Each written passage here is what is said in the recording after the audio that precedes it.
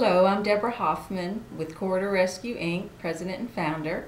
We are an all-breed 501c3 rescue group in Houston, Texas. We primarily rescue animals from the Corridor of Cruelty, which is basically a part of town in Houston known as a dumping ground for animals, both dead and alive. It's a very, very sad situation, what's going on out there. And our team of dedicated volunteers are doing their best to alleviate the suffering of the animals that are dumped there one by one. Whenever human greed teams up with animals, there's going to be suffering, at least in my opinion. And one of the things that really is a tragedy in this country, especially, is the fact that there's so much backyard breeding going on. People are just abusing, torturing animals for their own profit, and it's simply disgusting.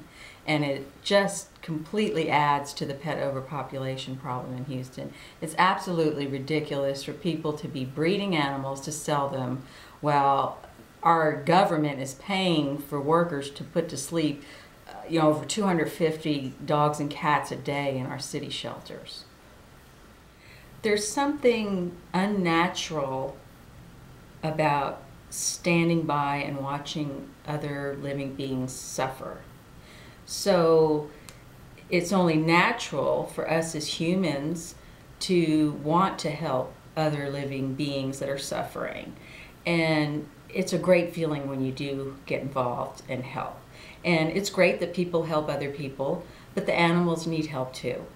And doing this has been what's given me purpose in life.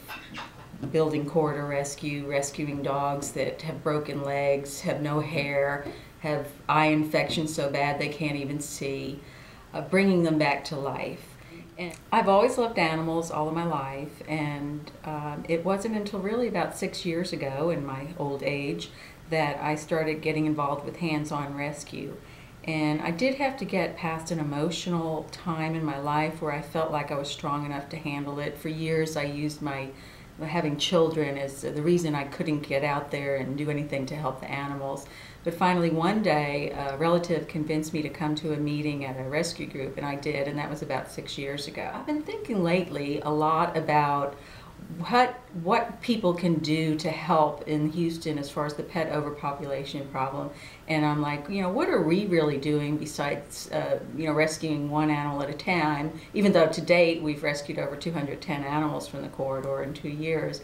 But just by talking about things, I realized that building awareness about the situation, about the pet overpopulation problem in Houston, is key and critical to changing things. Because unless people in Houston or everywhere in the United States are aware of what's happening, there's never going to be any change.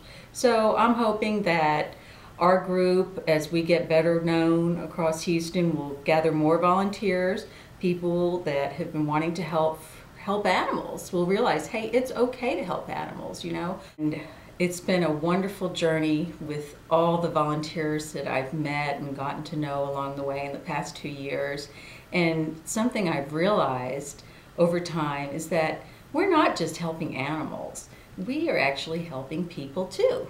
I can't tell you how many volunteers have come to me and said, Deborah, this has given my life purpose. Deborah, this has improved my marriage. I want to get up in the morning now. I'm doing something that's helping make this a better world. So for everyone out there that has loved animals and has wanted to get involved, just take a tiny step. You can do it. You don't have to worry about seeing the pain and the suffering. You don't even have to look at it all. There's something for you to do. Even if it's just passing out brochures about spay and neuter, I mean, that is something. You're building awareness.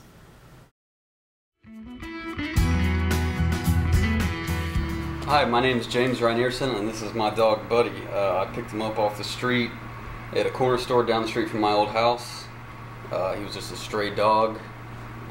Some kids told me that he had just been coming through the neighborhood and they were feeding him, but they didn't have a name for him or anything. And he ended up following me home, and so I just decided to keep him. And he's been my best friend ever since.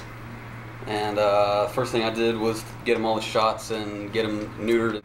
And that's a very important thing to do because of a very big problem we have in Houston concerning stray animals on the street. And it's also very good to get that done as early as possible, so it has the least amount of effect on them. And so he's just, you know, as happy as can be. All right, good boy. Hey, can you sit? Shake. Now shake this hand. Shake. Now shake this hand. All right. Good doggy. Good boy. High five, buddy. High five. Yeah. All right.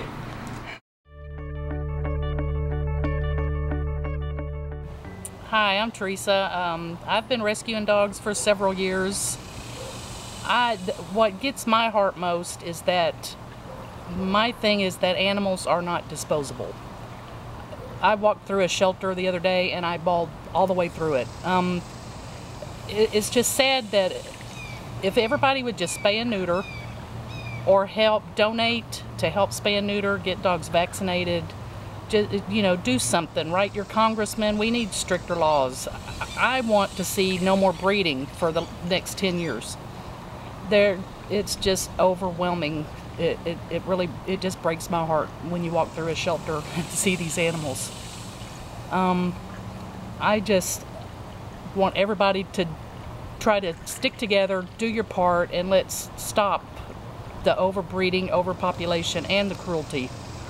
That is my story. Thanks.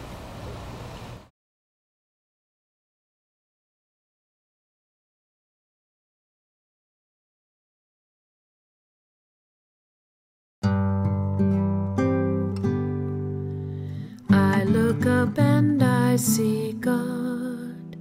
I look down and see my dog.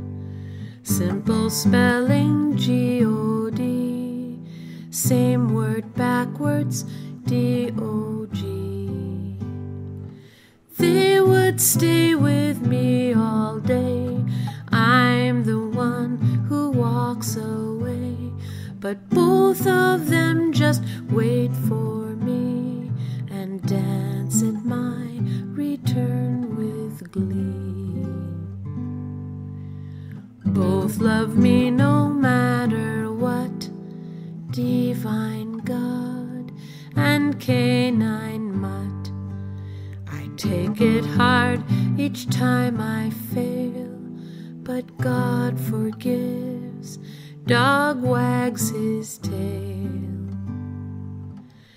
God thought up and made the dog.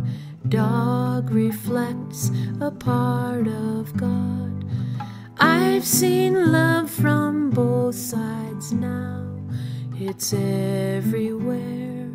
Amen. Bow wow. I look up and I see God.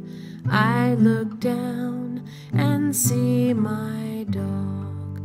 And in my human frailty, I can't match their love.